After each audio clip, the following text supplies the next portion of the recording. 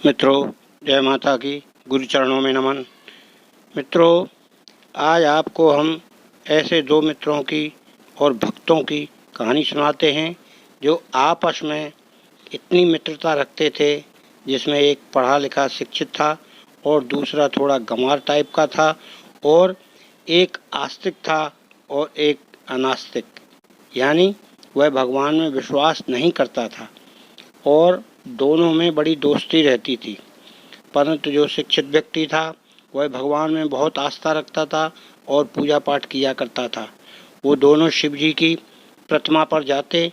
पहले वो एक व्यक्ति पूजा करता और वो दूसरा व्यक्ति कहता कि भगवान कुछ नहीं होता, ये केवल पत्थर है, और वो उसमें लठ मारता था। क्यों? कि जिससे उसके दोस्त को यह पता लगे कि भगवान नहीं है, और कहता था, देखा तेरे भगवान ने कुछ नहीं किया मेरा, मैंने लठ भी मार लिया। इस प्रकार उनकी दैनिक क्रिया रोज चलती थी। जो पूजा पाठ करता था वह उसकी इस क्रिया से बड़ा दुखी होता था और दुखी रहते हुए पूजा करता था। वह उसका ध्यान करता था। जब वो पूजा के लिए जाता तभी वह लठ लेकर चल देता था। समय गुजरता रहा मित्रों, यही चलता रहा और दोनों में कभी कभी मनमुटाव भी हो जाता था इस बात को लेकर। फिर क्या हुआ मित्रों, एक दिन ऐसा हुआ कि बहुत तेज़ बारिश हो गई और पानी बहुत भर गया। उस आसपास के क्षेत्रों में इतना पानी भर गया कि शंकर जी की पिंडी थी वह डूब गई और थोड़ी थोड़ी चमक रही थी। परंतु जो पूजा करने वाले लोग थे अब वहाँ पूजा करने नहीं जा पा रहे, क्योंकि पानी भर गया।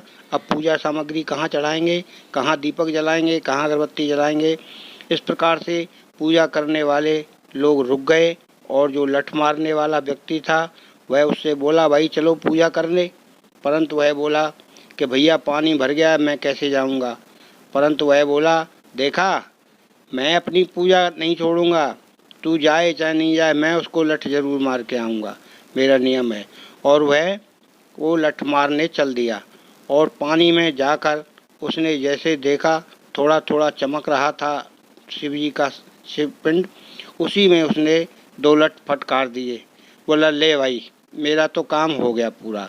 इतना कहते हुए एकदम पीछे से एक बुजुर्ग व्यक्ति आया और उसने उसके कंधे पर हाथ रख के बोला, बेटा तू तो बड़ी मेहनत करके लठ मारने आया है, तेरी बड़ी तगड़ी भक्ति है।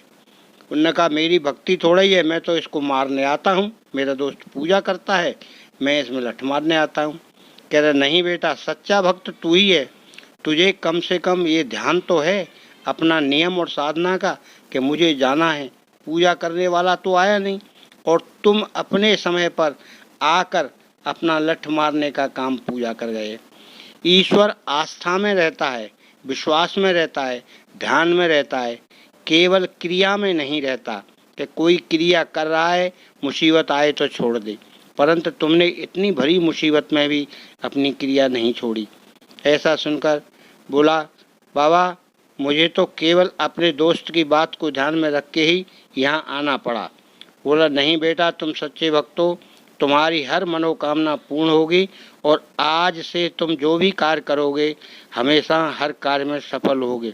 इतना कहते हुए बाबा एकदम उस पानी में से अंतर्धान हो गए। मित्रों, यह बड़ा चमत्कार था। जय माता की।